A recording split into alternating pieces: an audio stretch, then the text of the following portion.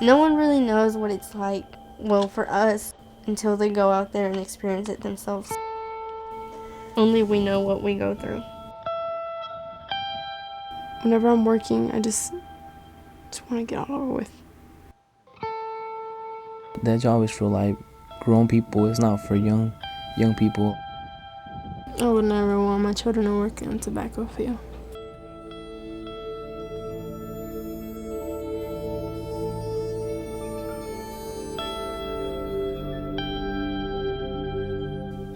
I started working in tobacco when I was 14 or 13 going to 14. I was 12 years old.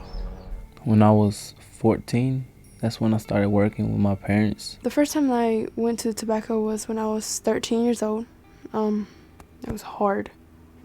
In July, we went to North Carolina to investigate the effects of tobacco farming on 16 and 17-year-old kids, children who were excluded from protection under some of the new policies that tobacco companies and growers groups adopted in the last year. We interviewed 26 kids who were 16 or 17 years old. Almost all of them said they got sick while they worked. They described symptoms consistent with acute nicotine poisoning. When it gets like really hot, like in the mid-90s, it feels like it's over 100 degrees in the field. So you start to get sick and you, like your stomach, and you have like a really sour taste in your mouth and you feel like you're going to throw up, but you never actually throw up. So it's really bad. And sometimes I get headaches. I felt kind of nauseous. I felt dizzy. I felt like everything was just moving around. But I just try to keep going. It's not the kind of type of nauseous that, you feel whenever food makes you sick or anything. It feels different. Green tobacco sickness is nicotine poisoning that workers get when they absorb nicotine through their skin. The symptoms of it are headache or dizziness, nausea or vomiting. Like I was only halfway done and I started to feel sick and I thought I was going to throw up. And my heart was like pounding really, really, really fast, and it was just terrible. And I thought I was going to throw up, and I had a headache, and I just wanted to cry. I wanted to like go home, but I couldn't. One of the things to remember with nicotine is that it is water soluble. And so as people are picking the tobacco and they're engulfed in it, they're getting wet. That water that is on their body, that's on their clothes, is full of nicotine. What I wear to work is like long sleeve shirt, button up shirt. It's not too thick, the fabric's not too thick. And these like gloves, and I wear a hat, and I cover my nose because sometimes when you're cutting off the suckers, like a leaf will fall off and then you get that like nasty smell of the tobacco, and I hate that smell and it makes me like sick. We have to provide our own stuff, like our bosses don't give us anything except for our checks. These children had no protection, no education, no safety training, very little access to protective equipment. You have to wear a trash bag so you won't get wet, because if you do get wet, after a while the chemical will rub off on you and it will start to itch your skin and it will leave you really bad rash. It burns and it's itchy sometimes. Like your face feels itchy, so when you scratch it, then you got the leaves, the chemicals in your hand, and when you scratch your face, then your face burns because of the chemicals.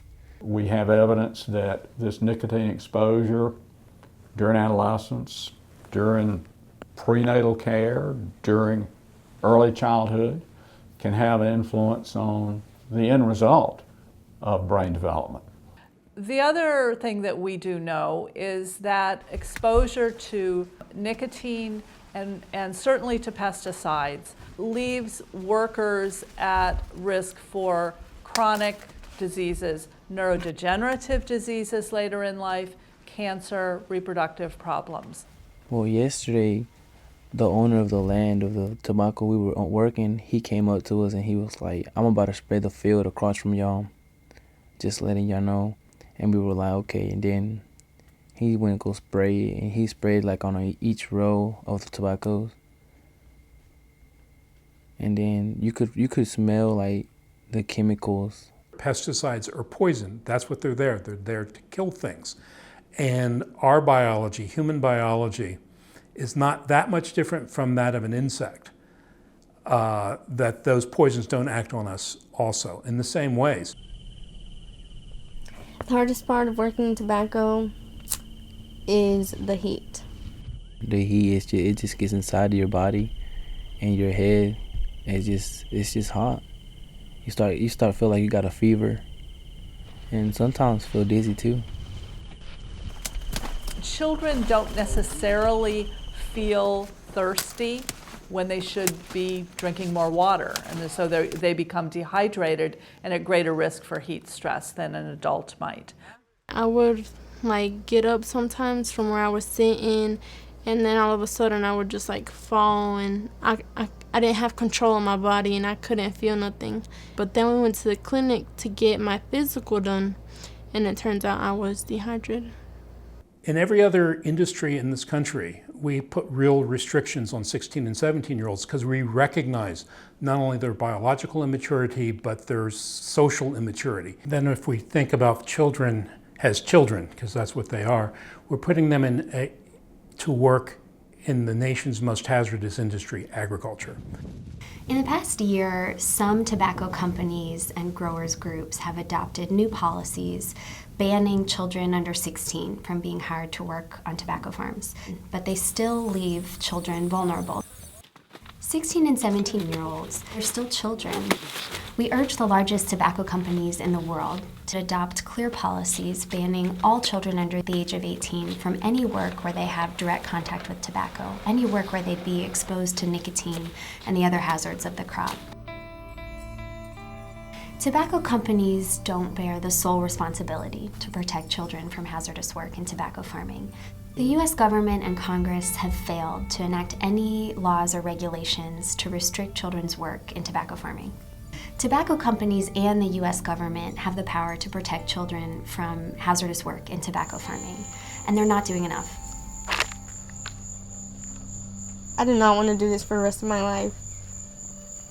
It's not a good job for a teenager. I don't recommend no teenager to go out there.